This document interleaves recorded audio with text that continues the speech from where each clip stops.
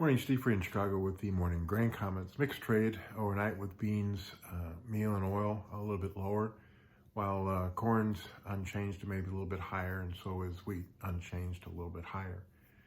Yesterday we had a good sell-off in the markets after the long holiday. Some people think that especially the beans, meal, and corn were overbought and needed for some kind of correction.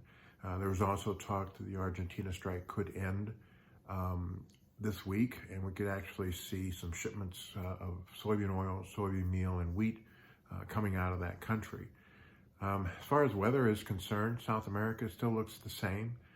Dry conditions for the most part across southern Brazil and Argentina should reduce yields and crops there.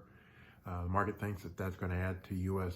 Soybean and corn export demand, bring the carryouts down, and eventually push prices higher. There's probably a stone wall right here at this 1280 level in the nearby soybean market, and we really need to see increased demand both on the export and crush side to push us over that $13 price level. As far as world weather in other locations, here in the U.S., southern plains, eastern part of the southern plains could actually see some moisture. Comments from that area is that the wheat crop's okay. Stands are kind of thin, but they have some moisture in the ground, and so it's maybe not as much of a concern as the market maybe was thinking. We're also seeing some light snow cover in most of Russia. They could get some more snow, which could help conditions there. And then we have to kind of watch a little bit China, because some of the western wheat areas of the China crop areas could see some below average temperatures. So China's been a pretty aggressive seller of wheat out of their reserves, and it's interesting that for the first time that I can remember, interior prices of corn in China are higher than wheat.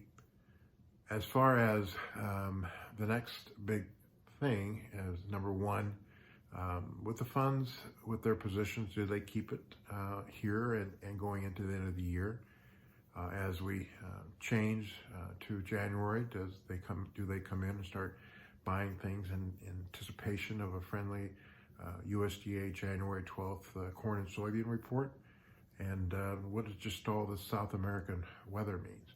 We'll also be watching pretty closely the pace of the vaccines and the virus cases. Right now, virus cases are increasing faster than the vaccine.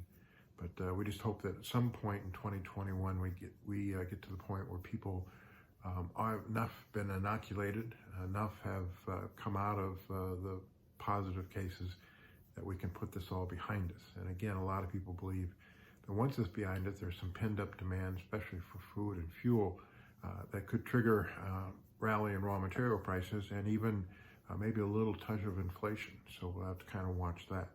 Stock market continues to go higher on the lower dollar, and also the fact that interest rates are still low, and it's a good return on investment at this point. As always, these are my thoughts and not those of ADM Investor Services. Have a safe and profitable trading day, and remember, always treat people like you yourself would like to be treated.